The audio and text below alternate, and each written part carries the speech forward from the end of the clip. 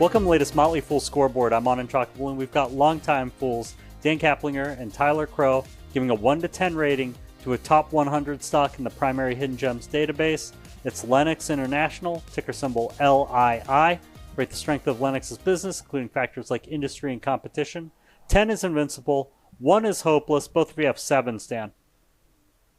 Lennox specializing in HVAC equipment. We're talking about like furnaces, air conditioners, air filtration systems, climate control, stuff like that. Heating and cooling systems, they're a must for both residential and commercial property construction. They've only become more and more important lately. The area has seen some competition come in, but Lennox has been a long-time leader in that field, and it has a solid position even as more companies try to compete for that business. Yeah, it's 7 as well. It's one of those slow growth, high return companies. It's incredibly resilient. Often companies like this, most of their sales are replacement of existing systems rather than new construction. So it's quite predictable. But I swear this has to be like the only HVAC company out there right now that isn't screaming AI infrastructure at every chance they get.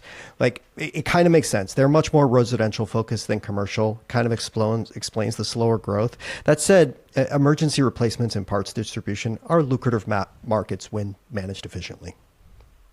For management, a 10 is Warren Buffett, a 1 is Homer Simpson. Tyler's at a 7, Dan, you're at a 6. Yeah, I kind of ding CEO Alok Maskara a little bit here. He's been in the corner suite for going on 4 years now.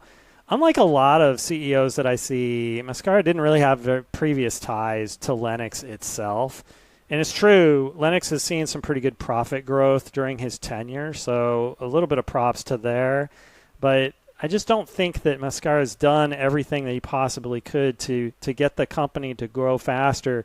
It might be, Tyler, that comment you just made about the data center AI stuff. It's kind of like, well, maybe, is Maskara missing the boat here? Or, that's the question I find myself asking a little bit. Yeah, I went with 7. And to be honest, I'm not surprised. Again, I always go back to management pay. Look, like if you look at their incentive structure, it's basically not incentivized for growth. It's all about capital efficiency and returns. And when that happens, sometimes growth gets played to the wayside. They're way more concerned of hitting, margin targets on everything they sell.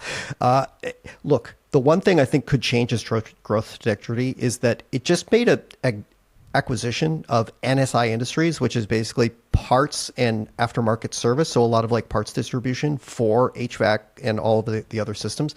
So that might be a little bit of an uplift on sales, but it's still to be determined. Financials, a 10 is a fortress, a 1 is yikes. Tyler's at a 7, Dan, you're at a 6 once again. So I like the solid, dependable sales gains that I see. They're modest sales gains, but they're consistent and they deliver over time. So that's nice. I like the steady cash flow. I like the margin improvement that I've seen. It's enabled net income to grow at a faster rate than sales.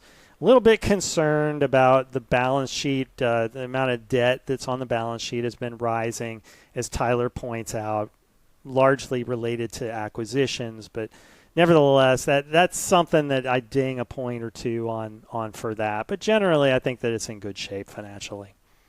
Yeah. 7, I'll give it some grace to the balance sheet aspect because it just made that NSI acquisition, and you just make one to give it some time to maybe bring its debt levels back down to a different level. But if it's going to get into aftermarket parts distribution, it's a whole different ball game. We're going to need to see some material improvement in things like asset and inventory turnover and kind of, days payable outstanding, cash conversion cycles, things like that. Much more important metrics for distribution. Sitting on parts as a distribution company is a death sentence. Just ask Advanced Auto Parts. It's a company that's been trying to fix that for 10 years, and look what that's happened. All right, Tyler. Well, let's look at the next 5 years with valuation. How well will Lennox's stock do over that period of time? How safe is it? Keeping in mind a 10 is a sure thing, a 1 is a lottery ticket. Yeah, I went 10 to 15 with a safety score of 8. It's so far basically since it went public, I think in like 2000 or so, it's generated a 17% annualized return.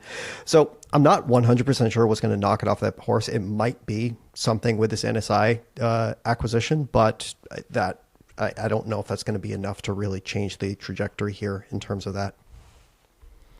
Yeah, I like Lennox here. I gave it 10 to 15% as well, which is above my market consensus for the overall stock market.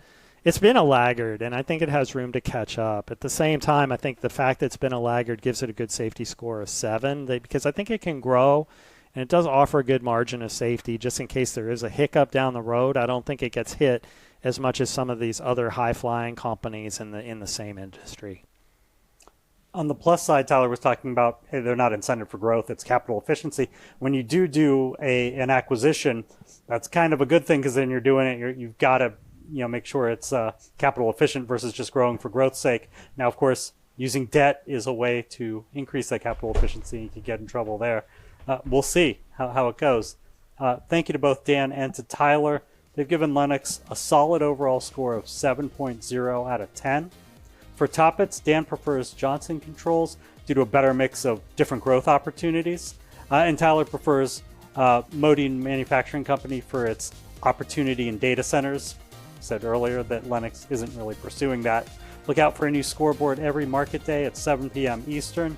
Next up is Powell Industries. Till then, Fool on.